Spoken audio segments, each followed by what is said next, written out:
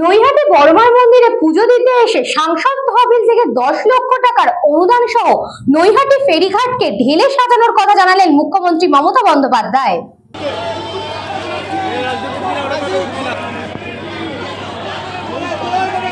আজ নৈহাটি বড়মা মন্দিরে আসেন মুখ্যমন্ত্রী মমতা বন্দ্যোপাধ্যায়।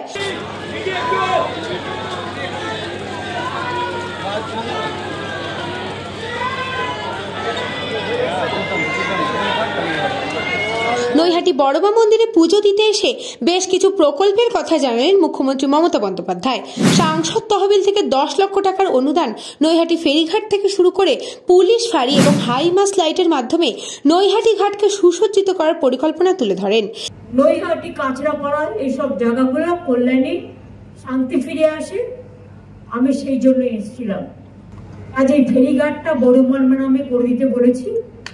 এখানে একটা পুলিশ ফাঁড়ি হবে, একটা হাই মাস্ক লাইট হবে এবং বড়মার যে ঘাটটা দিয়ে সবাই পরাপর হয় সেই ঘাটটা আমি এমপি লাইট থেকে রাজ্যসভার 10 লাখ টাকা দেব।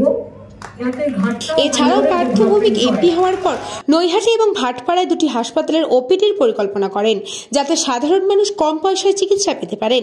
পার্থ এমপি হওয়ার পরে একটা কাজ করছে, আমাকে বলেছে দুটো ওপিডি তৈরি করার জন্য ভাটপাড়া এবং নৈহাটি ও এমপি লাইট থেকে 2 কোটি 4 কোটি টাকা দিচ্ছে।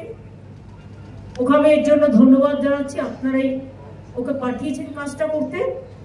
এবং এই টাকাটা আমার মনে হয় 4টে ফেজে হবে, একবারে একসাথে এগুলো দেখা যায় না, কিন্তু ওপিডি করবে বলে ওপিডির 4টে ফেজ একসাথে হয়ে যাবে। 4টে প্রজেক্টে 4টে, তাহলে আপনাদের এখানে গিয়ে এক্সরে করা, ওখানে গিয়ে ডাক্তার দেখানো এগুলো প্রয়োজন হবে না। নৈহাটি এবং ভাটপাড়ায় আপনারা এই সুযোগটা পাবেন। এছাড়াও তিনি জানান, ফেয়ার প্রাইস মেডিসিন শপে অনেক কম খরচে মেডিকেল ইনস্ট্রুমেন্ট পাওয়া যায়। এই দিন মন্দিরে উপস্থিত ছিলেন সাংসদ পার্থ ভৌমিক, জেলা শাসক, মহকুমা শাসক সহ বিধায়ক সুবোধ অধিকারী, সোমনাথ শ্যাম, মঞ্জু বসু, রাজ চক্রবর্তী সহ রফিকুল ইসলাম। কৃষ্ণা পালিতের রিপোর্ট, নিউজ বঙ্গ টাইম।